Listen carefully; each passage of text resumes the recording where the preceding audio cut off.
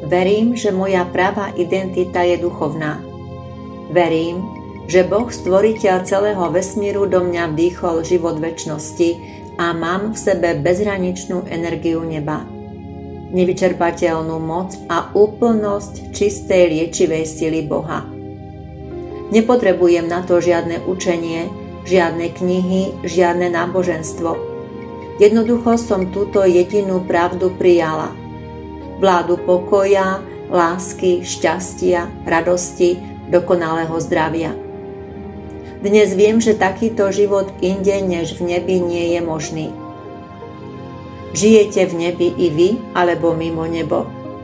Na mieste smrti, kde sa nachádza iba konflikt ilúzií nenávisti, ktoré sú nezmyselné a mimo hranice zdravého rozumu a ktoré sú považované za večnú prekážku k dosiahnutiu neba, večného pokoja.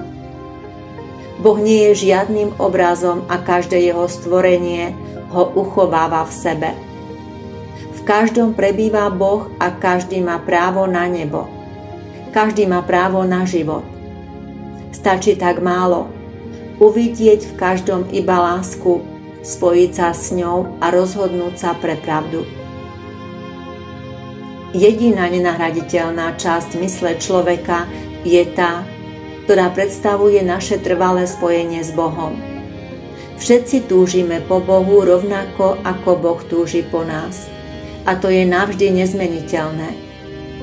Zmierme sa teda s tým, čo sa nedá zmeniť. Opustme svet a ticho sa navráťme do neba. Spomienka na Boha leží spomienke na slobodu.